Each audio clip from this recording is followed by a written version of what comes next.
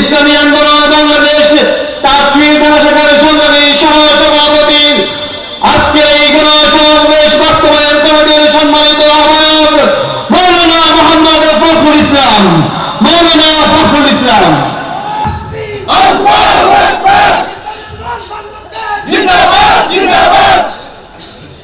নাহমাদুহু ওয়া নুসাল্লি আলা রাসূলিহিল কারীম।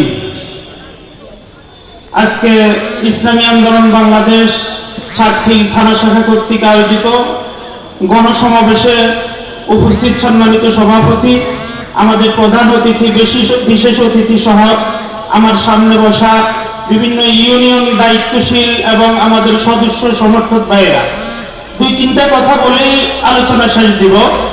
সর্বপ্রথম কথা যেটা বলতে চাই সেটা হলো ইসলামী আন্দোলন বাংলাদেশ এই দেশ গড়ার ব্যাপারে অবদান আছে কিনা বলেন। দুইটা পয়েন্ট ধরি। একটা হলো ৭১-এর স্বাধীনতা আন্দোলন। ৭১-এর স্বাধীনতা আন্দোলনে ইসলামী আন্দোলন বাংলাদেশের মুরব্বী যারা ছিল তেনাদের অগ্রণী ভূমিকা ছিল, এটা জাতি জানতে হবে। জাতি অনেক কিছু ভুলে গিয়েছিল। দ্বিতীয় পয়েন্ট হচ্ছে আমাদের ৫ আগস্ট গণ-অভ্যুত্থানের যে আন্দোলন হয়েছিল, এই আন্দোলনে ইসলামী আন্দোলন বাংলাদেশের ভূমিকা কেমন ছিল, এই জাতি এইগুলো খেয়াল রাখতে হবে। ইসলামী আন্দোলন বাংলাদেশকে বাদ দিয়ে বাংলাদেশে কোনো ইতিহাস রচনা হবে না।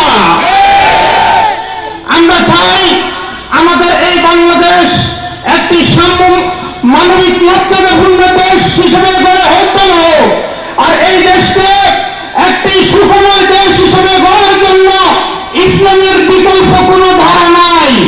আর ওই ধারা নিয়েই সামনে ঘুরছে ইসলামী আন্দোলন বাংলাদেশ। আমরা দেখছি গত ৫ আগস্টের পর থেকে বাংলাদেশের মানুষ, আমরা ভাবছিলাম শান্তি পাবে, আমরা দেখছি বাংলাদেশের মানুষ তেমন শান্তিতে নাই। আমরা আশা করি সামনে যারা সরকার গঠন করবে, নির্বাচনের মাধ্যমে যারা সরকারে গদিতে আসবে, তাদের মাধ্যমে মানুষ শান্তি পাবে। বাকি আমরা রাজনৈতিক প্রত্যেকটা দলকে অনুরোধ জানাবো, আহ্বান জানাবো, আপনারা আপনাদের আদর্শ নিয়ে রাজনীতি করেন, আপনারা আপনাদের আদর্শ দেখেন, কারণ সামনের নির্বাচনে এই দেশের মানুষ আদর্শের উপর চিল মারবে ইনশাআল্লাহ। আমি আমার নেতা কর্মীদেরকে বলতে চাই, ইসলামী আন্দোলন বাংলাদেশ আদর্শিক সংগঠন, আমরা আমাদের আদর্শের মাধ্যমে এই দেশের জনগণের মন জয় করে দেব ইনশাআল্লাহ, যাতে করে আগামী নির্বাচনে ইসলামী আন্দোলন বাংলাদেশের অগ্রণী ভূমিকা আমরা এই দেশের মধ্যে দেখাতে চাই ইনশাআল্লাহ।